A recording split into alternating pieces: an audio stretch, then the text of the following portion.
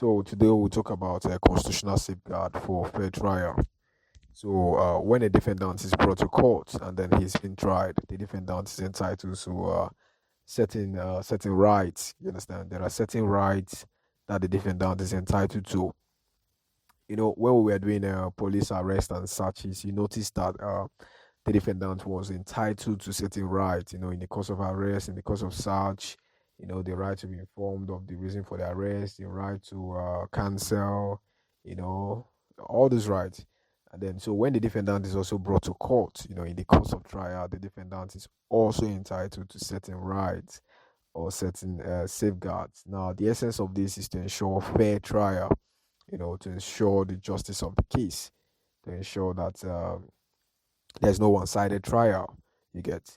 So we'll look at the first right. We'll look at the first right. So a defendant in court, is entitled to uh okay. Before we begin, I would like you to know that most of these rights, if not all of them, are contained in Section 36. Understand? All of these rights are found in Section 36 of the Constitution of the Federal Republic of Nigeria. You understand? Section 36 provides for the right of a defendant who is being tried in court. You understand?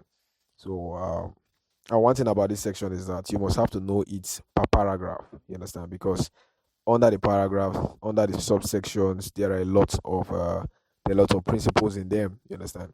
You cannot be talking about defendant's rights. Uh, to be informed of the nature of the offense, and then you will just cite section 36, or you will just cite section 36 of 6. Under section 36 or under section 36 of 6, there are a lot of rights there. You understand? So you must have to memorize it per paragraph, per sub paragraph, per subsection. You understand? So just know them by your fingertips. Try as much as possible. Just do your best. So the first right that a defendant that is tried in court has is the right to be informed of the nature of the offense charge, you know, in the language he understands. And then one way that the defendant gets to know the nature of the offense with which he's been charged with is by looking at the charge sheet. You understand? By the registrar reading out the charge or the count to him. You understand? So the registrar will usually call out the case, and then the defendant is taken to the dock, and then the registrar reads out the charge. That's the nature or the statement of the offense against the defendant. You understand? So this is a fundamental right of the defendant. It's a safeguard. You understand? Anybody being tried for the offense should know what is being tried for. You get? And this right is very, very much appropriate for illiterate defendants. So defendants who are illiterate, who cannot read and understand. So the registrar will have to read out the offense with which he's being charged with, and also explain it to his understanding. You understand? To the reasonable satisfaction of the court. You understand? So if the court fails to do this, if the court fails to do this, then that trial is a nullity. You understand? That trial is going to be void. But then it's relevant to note that it is possible that the court might be trying a person for armed robbery. You understand? Which is the grave offense or the main offense written in the charge sheet, that is contained in count one, that you, Okafor, is being tried for armed robbery.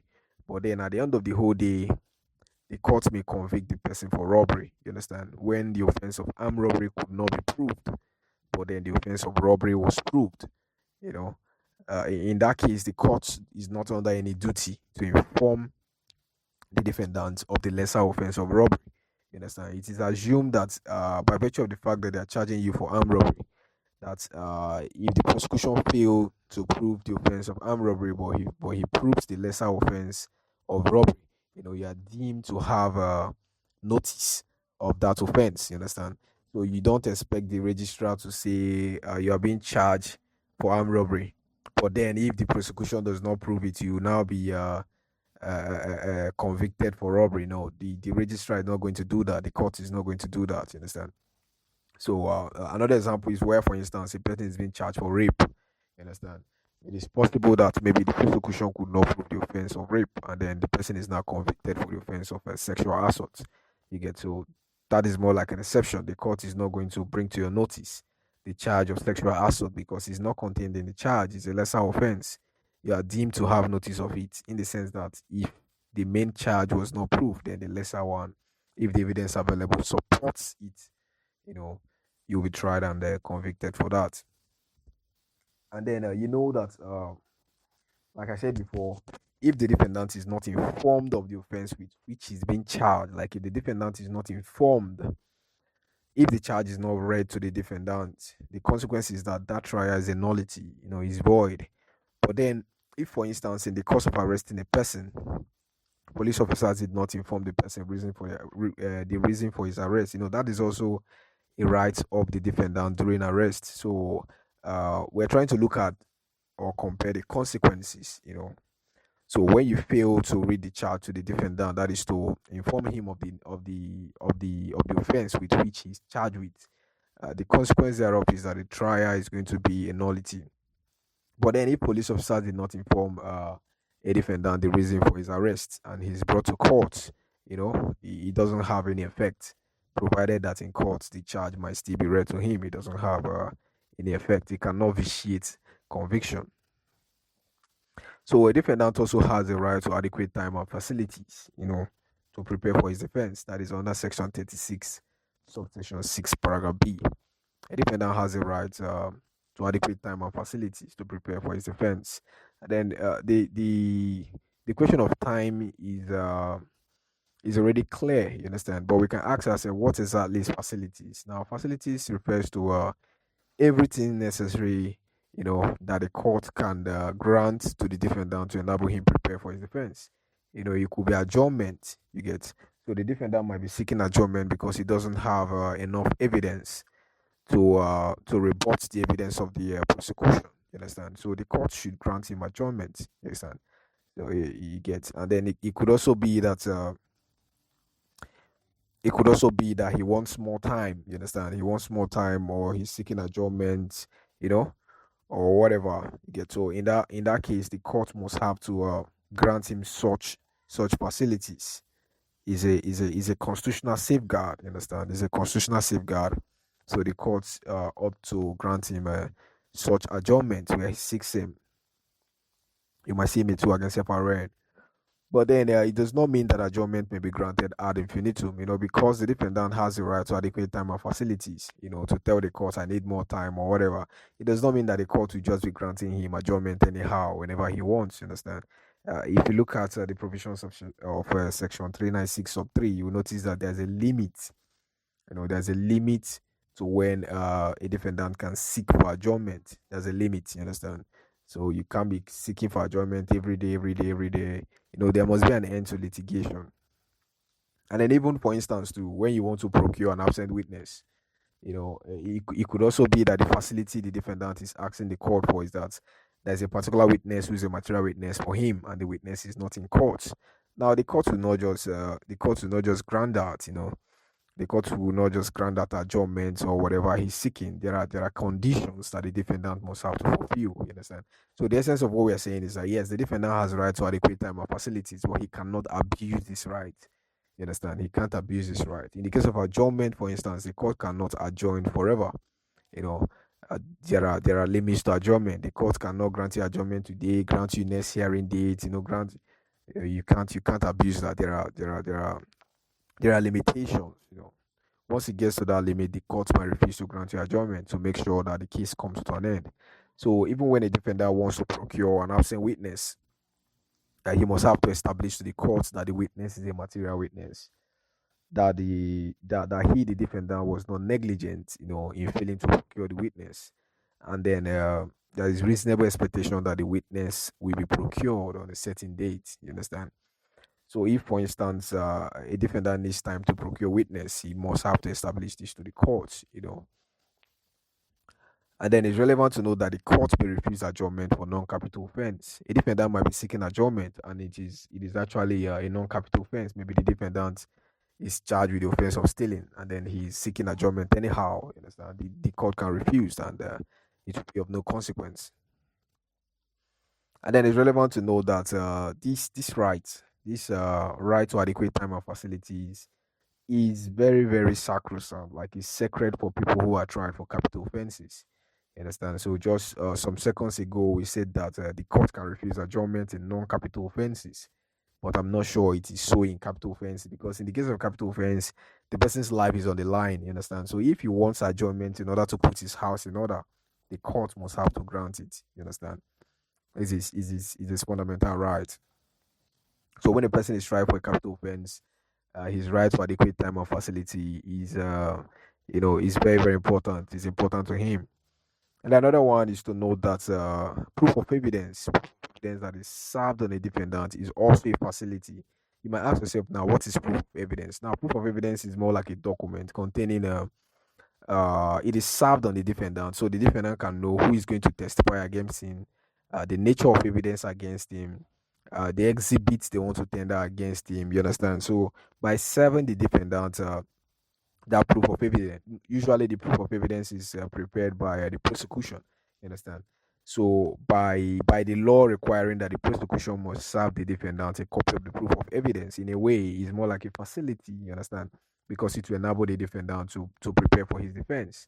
You understand? So you can see the nature of law. The purpose here is to ensure that there is fair trial. You get there is fair trial. And then there is also the third right under section 36, subsection 6C, right to counsel or to defend oneself in person. You understand? So every person who is charged with an offense has these double rights. It's two in one. You can either choose to defend yourself in person, or you can choose to get a lawyer. You understand? So any person who is charged with a criminal offense has these two in one rights. It's a double right. Either you can defend yourself in person in court, come to court, defend yourself, or you get a counsel. You understand? And when a defendant, for instance, chooses to defend himself in person, that means he doesn't want to get a lawyer and he chooses to defend himself. Now, if it is a non-capital offense, that is, it is that maybe the defendant is charged for stealing, which is not punishable by death. The court will usually warn him of the risk. You understand? It's not like it's not unlawful for a person to defend himself, but it's risky. You understand? Because you need a lawyer, because for instance, if a lawyer is defending you, there are some questions they will ask you and he will just shout objection. Because those questions will put you in trouble. Especially during cross examination, you might go and admit what you didn't do because of how lawyers will twist their questions. So that is why it's important to get your own lawyer. You get. So if, for instance, someone tells the court that he wants to defend himself, the court will warn him of the risk, because if at the end of the whole day, lawyers do what they do in their cross examination, their skills and all those things, questioning techniques and all that, and you admit a fact, the consequence is that we are going to write it down. You understand? You won't come back later and be saying, "Oh, I did not know why," that kind of thing. So the lawyer will warn him of the consequences. But then, if the offense is a capital offense, now this is the position of law under the ACTA. If the offense is a capital offense, the law is that the court shall take steps. The court shall take necessary steps to provide him with a counsel. You understand? But if after everything the defendant still refuses, and then he says, "I want to defend myself, don't get me a lawyer," in that case, then the court will allow him, like in the FCT under the ACTA, the court will allow him. Oh, fine, go ahead, but you cannot come back later to complain to say, "Oh, because I did not have counsel, that is why I was convicted. I want the conviction to be set aside." No, you can't come back to complain. You understand? So it's more like this principle in thoughts, volunteer non fit in urea. You understand? So they told you this is a capital offense. If there's any fuck up, they will convict you, and they will kill you. That's a consequence. And then you still insisted that you want to defend yourself, and then later on now they have convicted you. You are saying you lost the case because you were not defended by a lawyer. That argument will no longer be accepted by the court.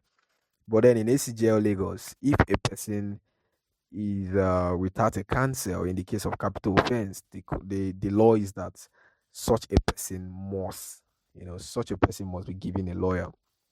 The court must assign that defendant with a lawyer. Like it's mandatory, it's compulsory for the court to assign the defendant with a lawyer. Otherwise, the trial will be a nullity. You understand? Josiah against state.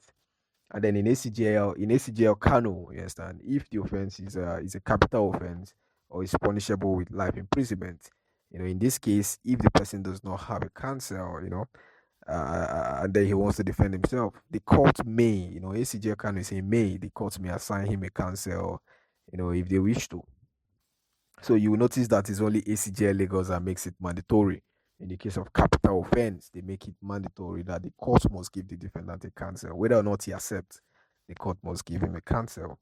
But then, I told you that this right under section 36, subsection 6, paragraph C is a double portion right in the sense that you can defend yourself in person, you can get a lawyer.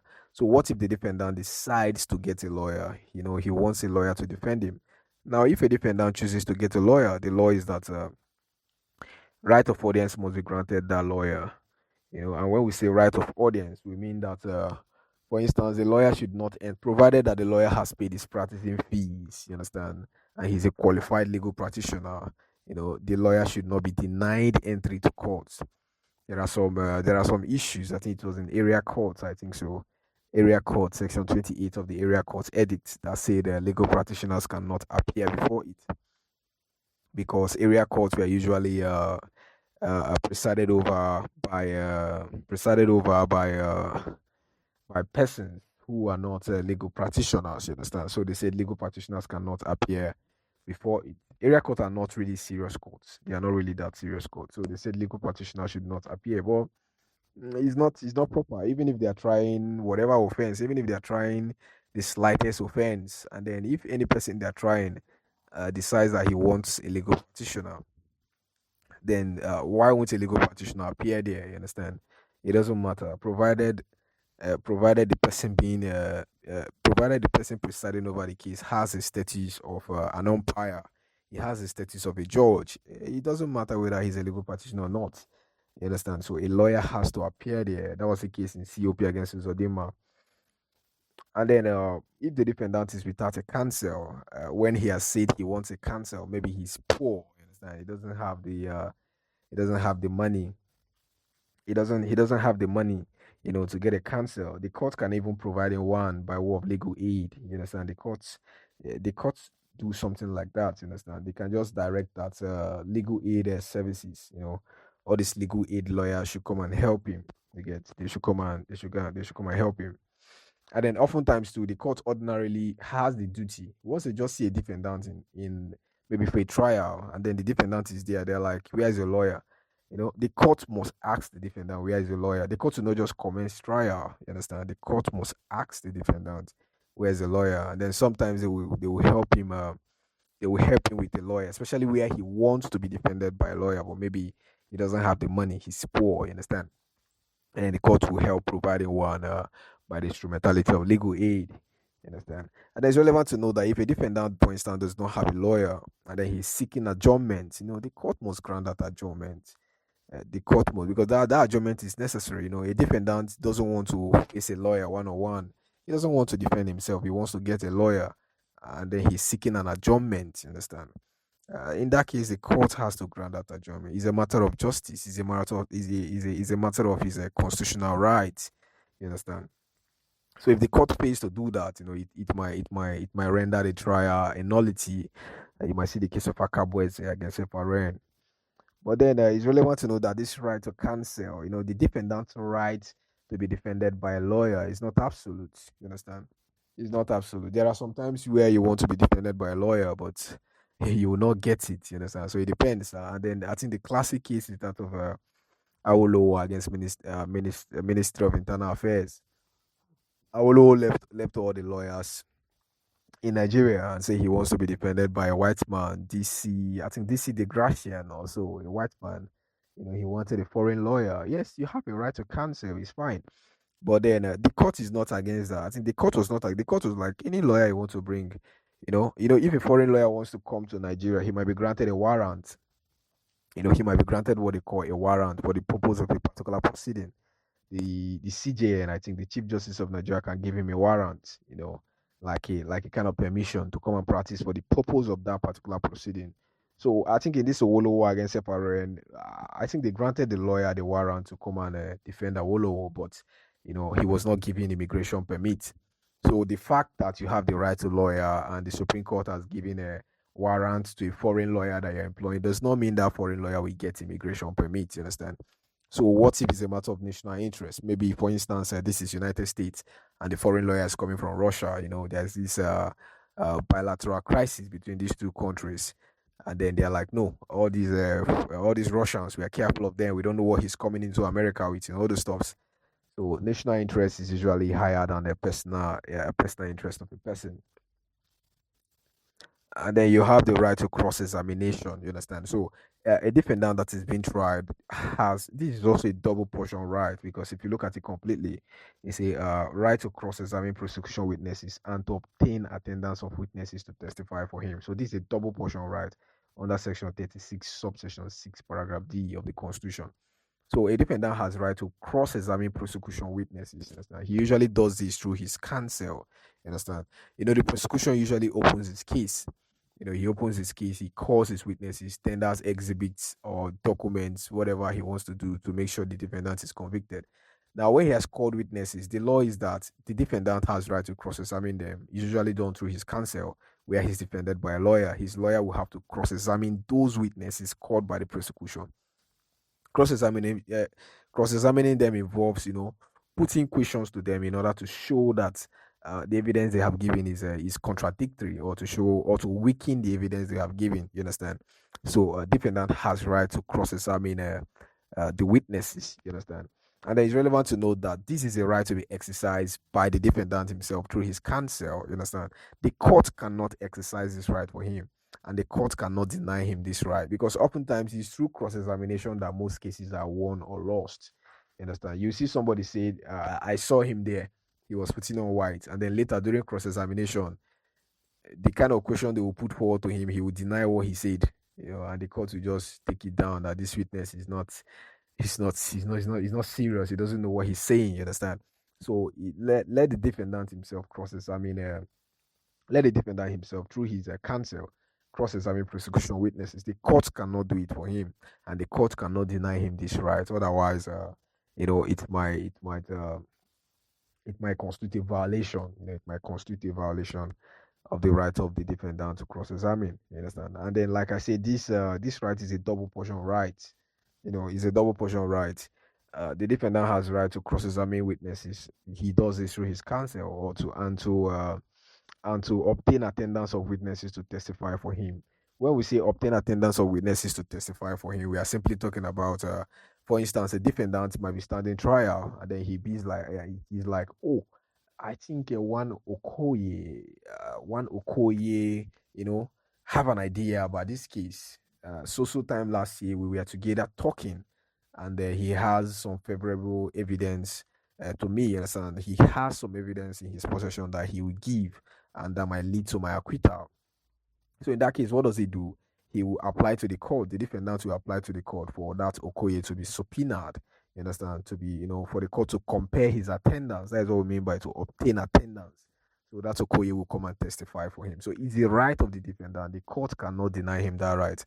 He cannot ask for a subpoena on Okoye, and the court is going to refuse. It's not going to be fair, because probably that Okoye might be a material witness. You get? So a defendant has right to cross-examine prosecution witnesses, and also to obtain attendance of witnesses to testify for him, usually by way of a subpoena. And then the defendant has right to interpreter. You understand? Where, for instance, the charge is read to him, and then the defendant is an illiterate person, and he understands probably only Ikwere language, or he understands only Yoruba language. In that case, he will need an interpreter. You understand? And the courts, we have to provide an interpreter for him free of charge. You understand? He doesn't have to pay any money. Yes, sir. So if the defendant does not understand the language in which the charge was read to him, the language of the court is the English language. Maybe the defendant is an illiterate person, and he understands only Ikwere language or only Yoruba language. In that case, he has to call the attention of the court. This is very important. It is him, the defendant, that calls the attention of the court to the fact that he does not understand English language, which is the language of the court. You understand? And he needs an interpreter, and then the court will provide one for him free of charge. And the interpreter the court is going to provide must be a competent person, you understand, who is to properly interpret the charge to him. You understand? So where for instance the defendant fails to call an interpreter, it is a mere regularity. Like I said, the duty is on the defendant to call for an interpreter. But then what if for instance the defendant called the attention of the court to the fact that he needs an interpreter. And then the court did not give him the interpreter. And then at the end of the whole day, he was convicted. You understand? He was convicted. And then if you look at his conviction, you will know that it was caused by the fact that he didn't even know what he pleaded to. You understand? So there's a miscarriage of justice. Now, in that case, the court will set that trial aside. You understand? In that case, the court is going to set the trial aside. And then it's relevant to note that this right to interpreter cannot be raised for the first time on appeal. So if you don't understand the language of the court, it is that time during the trial that you are going to raise it. You have to call the attention of the court that time during the trial. It's not when maybe you did not understand the language of the court and then they read charge for you, you pleaded guilty to what you don't know, and then on appeal, you're not saying they were supposed to give you an interpreter, but they didn't give you. I didn't tell them, but they should, So in that case now, you're you're making a big mistake. You're flogging a dead horse. You should have raised the issue of interpreter at the trial court by telling the court that, look, I don't understand English. Provide me with someone who is good in Urobo, you understand, so he can interpret this charge for me in Urobo language. But then you're coming on appeal after pleading guilty to what you don't know. You're not coming on appeal to say I should have requested an interpreter. That is why, in that case, now you're just plugging a dead horse. And then there's no need for an interpreter where the defendant understood the language of the court. There's no need for an interpreter. And then a defendant also has to be tried in public. Is a right. If you watch most times when you go to courts, like for some of you who have gone to court before, or if you notice, anybody can walk into the court. You understand? Court is not court is not secluded. You understand? Court is not occult. Let me put it that way. You can just wake up on Monday morning or Tuesday morning and go straight to the Federal High Court, or you go straight to the State High Court and sit down. Even if you're not an interested party, you can just go there, sit down. You can just go down there, sit down, and listen to what is happening. You will see a person being tried. So yeah, the essence is that justice must not just be seen to be done, but it must have to manifestly be seen to be done. You understand? So a person usually is tried in public. Is open to the public. People can come and see the proceedings and all that. There's no need to hold it in camera or privately. You understand? So this is a constitutional right of the defendant. You understand? So if the court want to deny him justice, everybody will see that the court denied this guy justice. You understand? That's the essence of this rule. So you cannot, for instance, try a person in the judge's chamber. You understand? There's what we call judge's chamber. Judge's chamber is not the open court. This probably is where the judge enters, where they say rise. I think so. You understand? So you cannot try him inside of there, or wherever might be the judge's chamber, but it must be a place very private. You understand? You cannot try a person in the judge's chamber. It has to be in the court. The person has to be put in the dock, in the eyes of everybody. If a person is tried privately by the court, is a nullity. Is a nullity. But however, there are instances where trial may be conducted privately. You understand? There are some exceptions. There are exceptional instances where trial may be conducted privately. One of them is for public safety, defense, order, and morality. You understand? So trying a person privately might be in the interest of the public. You understand? It might not be in the interest of the public for a person to be tried publicly. You understand? It might not be in the interest of the public for a person to be tried publicly. And then also a child as well who has not attained the age of 17. For instance, there are some cases which are very, very inhumane, very gruesome. There are some cases you see on the internet. Somebody who is just 3 years old was violated by a man. Terrible cases. In that kind of case now, I doubt if, for instance, the 3 year or 4 year old girl will be there in the court, the man will be there, and then every other person will be there looking. No, such a case, in a way, it might actually affect, the life of that young girl, or the court might be like, please, let's just be in private. Oftentimes it's like that.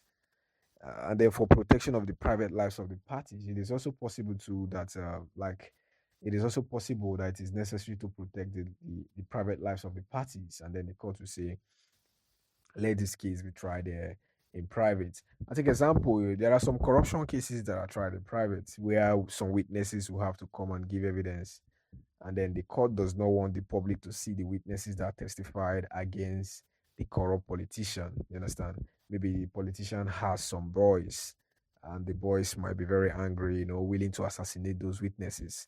Everything will be conducted in private, something like that, and then they end up convicting the politician. And then also the minister, for instance, the minister of justice, for instance, or the commissioner for justice, might satisfy the court that it is not in the public interest for the matter to be publicly disclosed. They are disclosed, you understand? So any minister, not just minister of justice, not just commissioner for justice, it could be, for instance, the minister for defense. You understand? It could be the minister for defense who will say, "Oh, this matter touches upon national security, and some documents are going to be provided here during the trial. It's not proper to read those documents out to the public because those documents are national secrets. So the matter should be tried in private." And then it's also possible that a particular statute, a particular legislation might say, when you are trying people who committed this offense, you know, you have to try them in private. I think one of those legislation was a recovery of a public property law, something like that. There's an act like that, recovery of I think recovery of public properties, something decree. It was during the military era. People who stole public properties when they were being tried, they were usually tried in private because of that law allowing same. And then a defendant has right to fair hearing. Of course, right from the university, we know what is fair hearing. Fair hearing is natural justice. Fair hearing presupposes natural justice, and this fair hearing is a double portion right as well. It has to do with the right of audio trem partem and nemo ides in causa sua. That is, you have to hear the other side. You have to hear the defendant. So the prosecution, for instance, cannot open his case, call evidence, tender exhibits and all that, and then you won't hear the defendant. That's an error. It's a violation of his right to fair hearing. And then at the same time, if the judge has an interest in the matter, he cannot handle such a matter. You understand? If the judge has an interest in the matter, he cannot handle such a matter. So you might see the case of State against Paladi and the Hadaija Native Authority against Guri. In both of these, I think both of these cases, the court did not allow the defendant to give evidence, and then the trial was held to be a nullity. You understand? You cannot just convict the defendant on the evidence of the prosecution alone. You must have to hear the defense of the defendant. And then it's relevant to note, as a matter of exception, if a person has fraudulently shielded himself from being heard, he cannot claim to have been given no fair hearing. I think that's the case of MB against Akintokun. An application was made against a lawyer who acted improperly, who committed a misconduct by acting improperly. You understand? So the LUPDC was inviting him. Look, an allegation has been made against you. These people said you did this. They contracted you as a family lawyer, but you acted in a manner that amounts to a misconduct, an infamous conduct. And then Akintokun was not forthcoming. You understand? He wasn't forthcoming. He wasn't coming to defend himself. And the courts, the LUPDC was, when I say LUPDC, I mean the Legal Practitioners Disciplinary Committee. You understand? Which is a quasi judicial body for legal practitioners. So the LUPDC was, we can't continue waiting for this guy, and they convicted Akintokun on the basis of the evidence provided by the people making the allegations. You understand? So Akintokun was shielding himself fraudulently. He wasn't coming. Probably he has a skeleton in his cupboard, but his decision not to come forward was not reasonable. You understand? So in that case, he cannot say, "Oh, I was not given a fair hearing," because he was the one not wanting to make himself available to be given fair hearing. And then, like I said before, the other arm of natural justice is not being a judge in your own case. I think the case of this lawsuit against Native Authority Aba was a situation whereby someone was tried twice, by one person.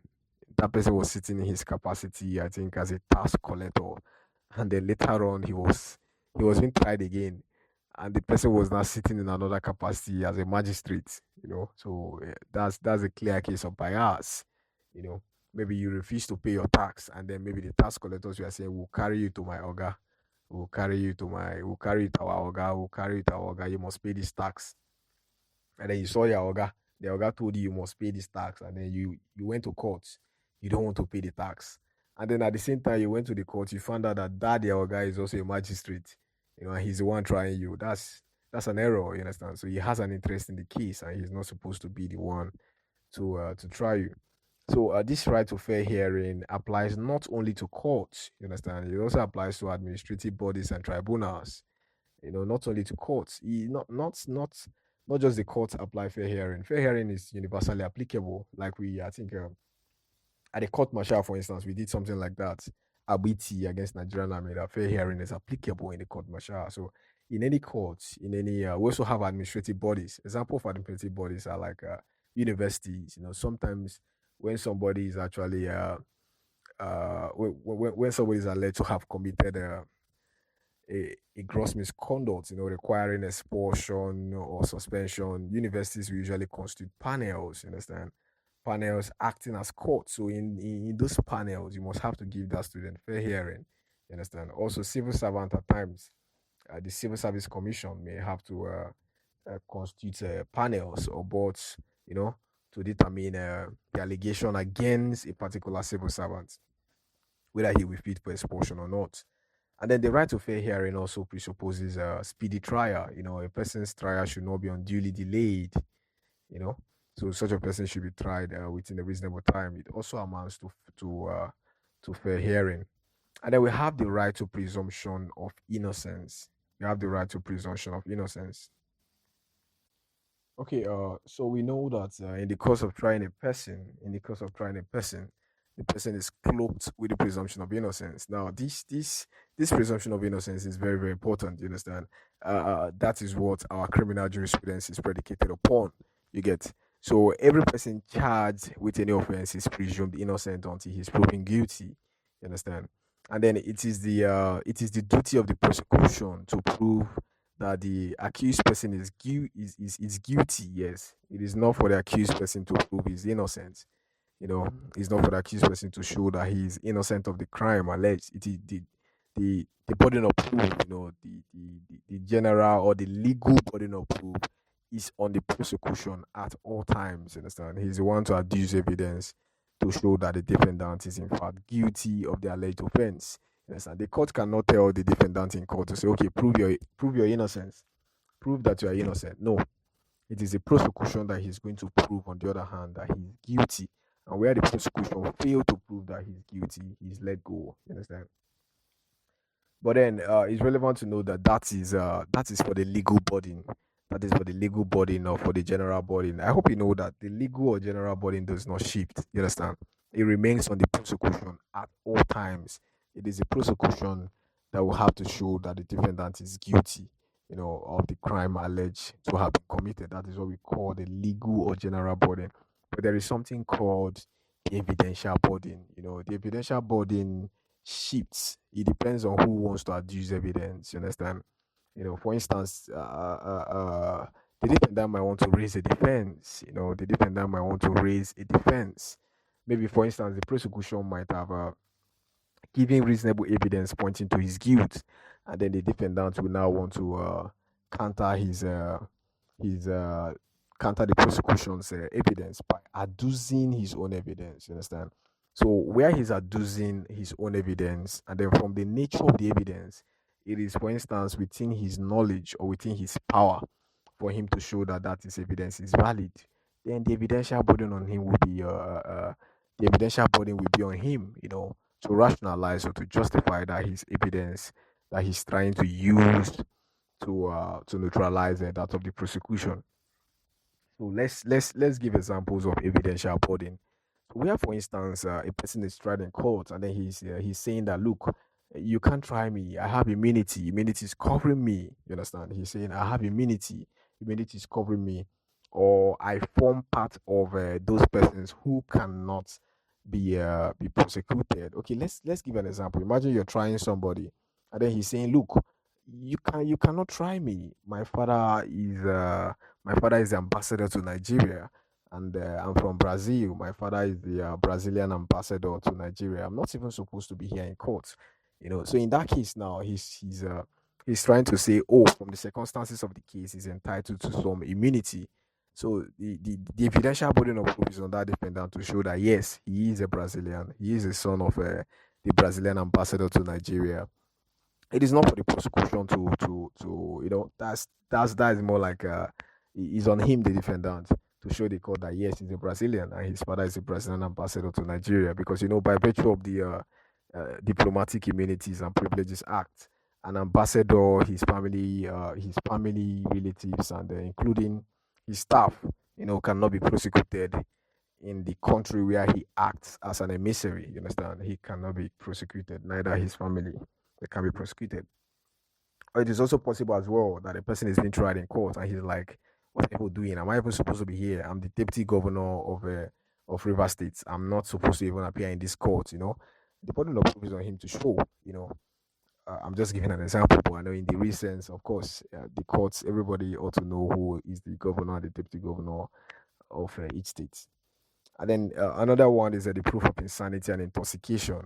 If for instance a defendant is tried in court, he's been tried in court for a particular offense, and then he's saying that he's not guilty because he's insane. When a defendant pleads when a defendant pleads the defense of insanity, the burden of proof is on him to show, that when he was committing the offense, he was not in his right senses. The burden of proof is not on the prosecution, because the prosecution does not know how he's mad. The prosecution is on the defense. All the prosecution has to show that at the time he was committing the offense, he had the intention to commit the offense. But now the burden, the evidential burden is now on the defendant to show that yes, even if he had the intention, he was not in his right senses. That his intention was not coming out from it wasn't formed from a rational brain. The brain was altered at that material time. And then also, a particular fact might also be within knowledge. A particular fact might also be within knowledge, as we see in the case of Rahman against COP. I think in Rahman against COP, the person was impersonating and all that. I think he was impersonating a pilot. You understand? And then he was claiming to be a particular person. Then the court say, okay, the evidential burden of proof is on you to show that you are that person you are claiming to be. You understand? And then also the proof of alibi. So if a defendant is being charged with a particular offense, and then he's saying that at the material time, the offense was committed, that he was at Bayelsa, he was at a particular wedding, the evidential burden of proof is on him to support that his alibi, because he wants to use the alibi to contract or to neutralize the evidence of the prosecution. So he has to provide evidence. The burden is on him to provide evidence to validate that his alibi. Also, proof of being in possession of hard drugs with lawful authority, is on the defendant. Is on the defendant. There are some pharmacies that can carry poison. Ordinarily, a person is not supposed to see with certain substances, especially hard drugs. But some of these drugs, like all these metamorphine and all those things, they are also used for medical purposes.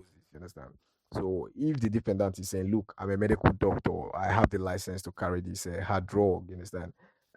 Then the evidential burden of proof is on him, to provide evidence to show that yes, he's a licensed medical doctor and all that. Uh, Also being in possession of housebreaking or theft instrument with lawful authority, burden of proving the bar plea. We know what is a bar plea. The bar plea is to say the that's the plea of atrophorus convict to atrophorus acquit, that to say that the offense with which you're charged with, you have already been acquitted for such an offense, or you have already been convicted and you have served the punishment for that offense, and you should not be tried again. So if a defendant raises this defense, then the burden of proof is on him to show that yes, he has really been acquitted, or he has really been convicted and he has served the sentence for the offense. You understand? How will the prosecution know? It is you yourself who will have to show the court. And then if a person is found to be with a property that is believed to have been stolen, and then he's saying, "No, I didn't steal it. It's my property." The burden of proof, the evidential burden of proof is on him to give evidence to show that the property is in fact his. And what is he supposed to do? Ordinarily, he will bring out the receipt, that he bought the property, take probably take the police to the place where he bought the property, and then perhaps they sell off the property. Maybe being a company or whatever might recognize him, say yes, we remember he came here to buy this property so time. In that case, he has accounted for possession, and then a person cannot be tried or convicted, for any act or omission which at the time it was done, it was not an offense. Also, a person cannot be imposed with a punishment higher than the operative punishment at the time in which he committed the offense. So this is a double portion right as well, section 36 of 8. Understand? So if, for instance, someone in 2018 insulted the Nigerian president, you understand? In 2018, someone insulted the Nigerian president, and then in 2022, a law was then made that whoever insults the Nigerian president, will be sentenced to 2 years imprisonment. Now, that law is supposed to start operating from 2022. Everybody who insulted the president from 2018 is not supposed to be tried on that law. So, we have, for instance, they want to try the defendant for that. For that is insult in 2018, which was not an offense. Such trial is a nullity. Such trial is a nullity. Is not proper in law. And then if, for instance, to a person is being tried for an offense, and that offense as of 2018 is punishable with 2 years imprisonment, you understand? And then trial commenced in 2018, but then the person has been on a waiting. The person has been on has the person has been on a waiting trial, or maybe he has been trying. He has been the prosecution has been trying him. Sorry, the court has been trying him. They have been adjourning and adjourning, adjournment upon adjournment. And then now this is 2025, and then the Senate and the House of Rep amended that law. They amended the law and made that particular punishment for which he's been tried punishable by death. The court cannot the court cannot come now and say, okay, maybe at the end of 2025, he was then convicted of that offense. The court cannot impose the death penalty. No, it is that penalty that was existing at the time when he committed the offense, that is 2 years imprisonment, that the court is going to impose. And then we have the right against double jeopardy. You understand? So a person cannot be tried twice for one and the same offense, or other offenses having the same ingredients, save upon the order of the court. So a perfect example I will give is where, for instance, someone has been tried in the magistrate court for maybe the person was acting as a treasurer. He was a treasurer for a particular company, and then he diverted some amount of money, and then the person has been tried in the magistrate court for the offense of stealing. Understand? The person has been tried in the magistrate court for the offense of stealing, and the person has also served his 7 years imprisonment. For instance, maybe that is what the magistrate imposed, 7 years imprisonment. Now, when the person comes out from prison, you cannot take the person to the high court, and then you will now reframe the charge. You will now call it criminal breach of trust based on the same fact again. You will now say we're going to try him at the high court for criminal breach of trust. He committed criminal breach of trust when he was a treasurer at so company. The same thing that they punished. They have already convicted the defendant for that offense. So the fact that you are reframing the name, you are giving it another, provided they have the same ingredients, he must have had the intention, and then he moved some money, provided they have the same ingredients. You understand? You can, even if you also take it to the high court, and you want to try him again for the offense of stealing again, it's not possible, because he has already been convicted for the offense of stealing, and he has already served the sentence. The sentence imposed on him. And then even if you couched it a different name, you called it criminal breach of trust, or you called it cheating, whatever you want to call it, provided it has the same ingredient and is based on the same fact and circumstances, you cannot try the person again. You can't try the person again. You understand? Yeah. So this is a very important defense. You should avoid double jeopardy, so you don't try a person twice. You cannot. This right is very important, so that the defendant is not tried twice. And then maybe convicted twice and punished again for an offense which he has suffered for. You understand? And then this defense, it applies both ways. It applies both ways. It could be that he was tried for that offense and then he was acquitted. You understand? So maybe he was tried at the magistrate court for the fact that he diverted funds when he was the treasurer of that company. He was charged for the offense of stealing and he was acquitted. You can't take him again to the high court and try him for stealing again based on the same fact and circumstance because he was already acquitted. You cannot also go to the high court and reframe the charge. You will now call it criminal breach of trust. They have the same ingredients and it's the same fact and circumstances. He has already been acquitted at the magistrate court. You can't do that again. But then you must know that a defendant, a defendant will not just raise his defense. He won't just raise his defense and then the court will accept it. There are certain conditions that must be fulfilled. You understand? So if a defendant is saying, for instance, that look, this case that you people are trying me for, I have already been tried for this case, and then I was acquitted or I was convicted and I've served my sentence. So you cannot try me for this case again. There are conditions that he must approve. For instance, the defendant must establish or he must show that the first trial was on a criminal charge. You understand? The first trial was on a criminal charge. So if, for instance, the defendant is maybe, let me say, he belongs to an association or he belongs to a body or he belongs to a class of people, who maybe tried him for that is maybe they tagged it misconduct. A lawyer, for instance, a lawyer can be tried twice. I'm just giving you an example. It's more. It looks like a double trial. Although it's not really double jeopardy, but a lawyer is a perfect example for this scenario. For instance, when a lawyer commits a particular thing, when a lawyer does what is reprehensible or what is terrible in the eyes of law, the LUPDC can try that lawyer. That is a legal practitioners disciplinary committee. You understand? They can try that lawyer. They will call it an infamous conduct. Oftentimes, they will call it an infamous conduct.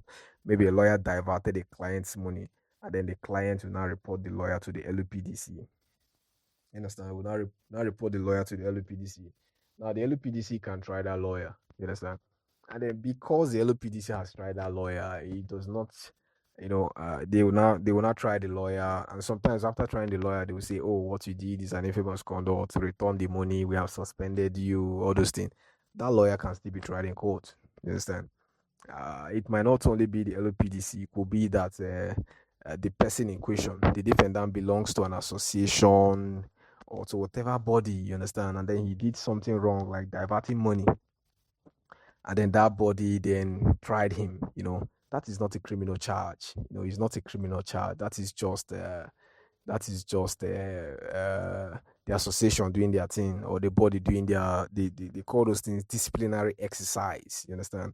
It could also be that maybe it could also be that maybe, for instance, a lecturer committed sexual misconduct against a student, and then the university will now set up a panel, a kind of a panel to investigate whether or not he's guilty. And then after everything, they will suspend the lecturer. That lecturer can still be tried in court for sexual assault. He will not say, "Oh, but I've been tried and I was acquitted by the university panel, or I was tried, I was convicted, they suspended me for 2 years." He won't say that because that's not a criminal charge. You understand? It's not a criminal charge. That one is just disciplinary exercise by the association or body you belong to. And then he must have to also show that it was before a competent court of jurisdiction. So this example also applies. You understand? The LOPDC is not a competent court of jurisdiction. The university panel that was constituted is not a competent court of jurisdiction. You understand?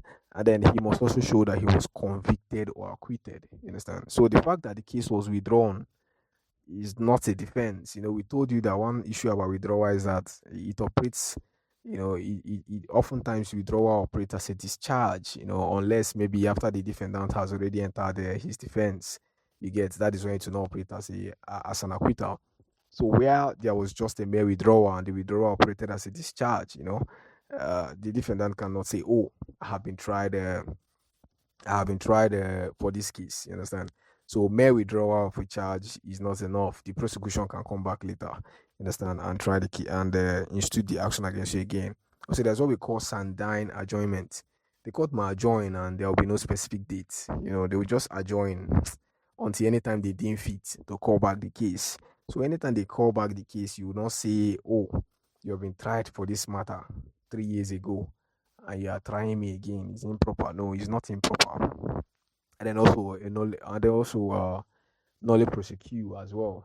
The fact that the attorney general entered the knowledge prosecute on your behalf in respect to a particular case does not mean that you cannot be tried for that offense again. So all these things I gave now, withdrawal, Sandyne adjournment, and knowledge prosecute, they are not acquittal. In those cases, you were never acquitted. You understand? You were never acquitted.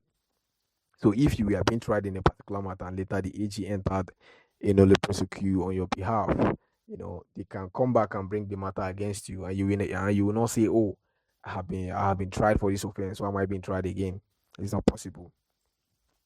And then lastly, the condition you have to establish is that the offense for which you're being tried for is the same as the one you were convicted for, or that you were acquitted for, or they have the same ingredients, or they are offense not chargeable for which you would have been convicted for. You understand? For which you would have been convicted for.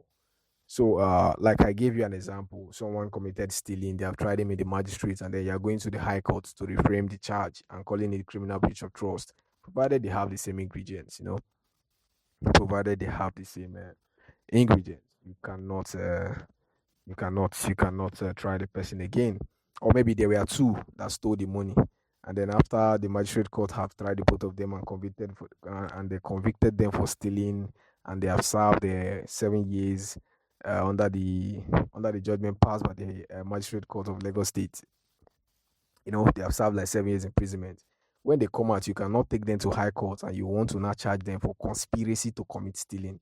You understand? You cannot charge them, even if stealing and the offense of conspiracy to commit stealing are not the same. But the offense of conspiracy to commit stealing is an offense that was not charged, but for which they would have been convicted for if they were charged for it. You understand?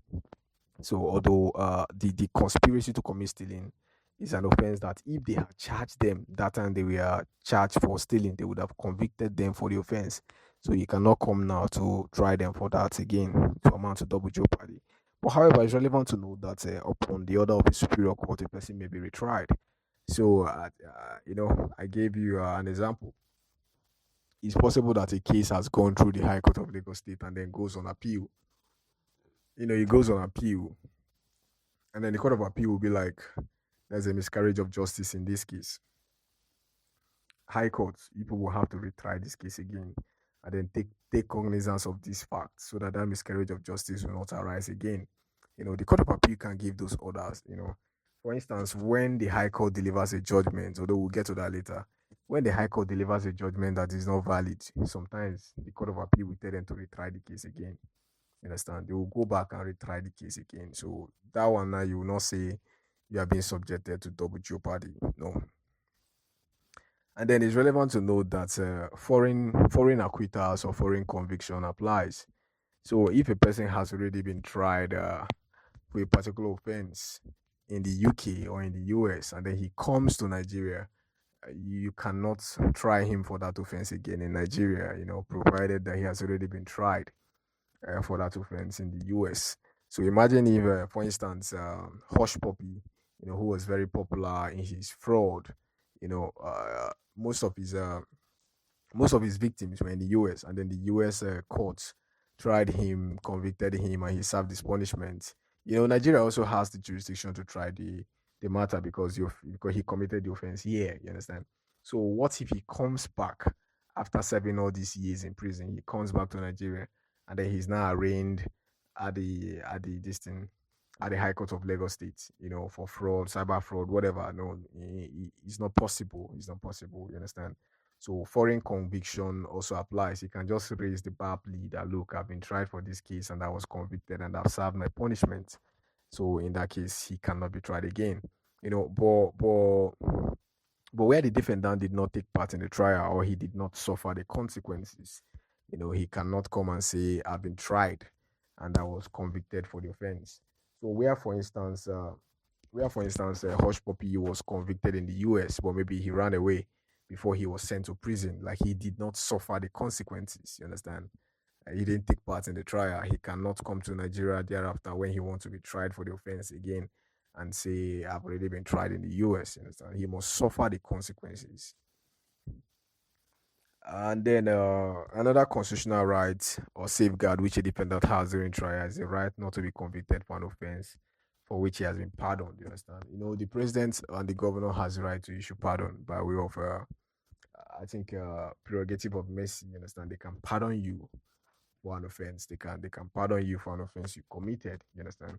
So if a person has already been pardoned for an offense, you cannot try him again. Now, I'm kind of imagining a scenario where maybe PDP was in power, and then maybe the former president of Nigeria under the PDP, Goodluck Jonathan, pardoned an offender, and then maybe Tinubu, when he now came into power, wants to try that person again. It's not possible. He has already been pardoned for that offense. It's the material that it is not you, the current president, that pardoned him. It's not. You cannot revoke it. You understand? It's the government that pardoned him. You understand? And then he has a certificate of pardon to prove that fact. He can't be tried again for that same offense. He can be tried again for that same offense. And then we have the right of silence. A defendant who is tried in court, he has the right, like he cannot be compelled to give evidence. You understand? In the US, for instance, there's something called, I think, is it the Sixth Amendment or so, where a defendant feels that in the course of giving evidence that he might say something implicating, he can just decide to stay silent. You understand? He cannot be compelled to give evidence. You can't force him to defend himself. He can just shut up and then let the prosecution try to prove that he's guilty or not. You understand? And then that is silence. You understand? Because he's silent, because the defendant chose not to say anything. The prosecution or the court cannot say, oh, that must be ground that he's guilty of the offense. No, Section 181 of the Evidence Act prohibits such assumption. You understand? Prohibits such suggestion. And then a defendant, lastly, cannot be convicted for an offense not defined and is penalty prescribed in a written law. You understand? So if a particular act of omission is not an offense in that law in which a person is being tried for, such a trial shall be a nullity. I think a particular case was that of Aoko against Fabwemi. It's a very popular case. We should have known it from our universities. Aoko against Fabwemi, where I think a woman sued her husband for adultery. They were living in the southern part of Nigeria, and she sued her husband for adultery. The court held that this is not the north. It is in the north where, under the penal code, adultery is an offense. In the south, there's no such thing as the offense of adultery. Understand? There's no such thing as the offense of adultery. So such an offense cannot, such a case cannot fly. The case was struck out. Also, in the case of AG Western Nigeria against CFAO Limited, the defendant company was charged with unlawful occupation of land, and the charge sheet did not even provide for the law providing such an offense. And the court also applied the effect of Section 36 sub 12. So in the next class, we'll talk about attendance of parties and arraignment. Yeah, attendance of parties and arraignment.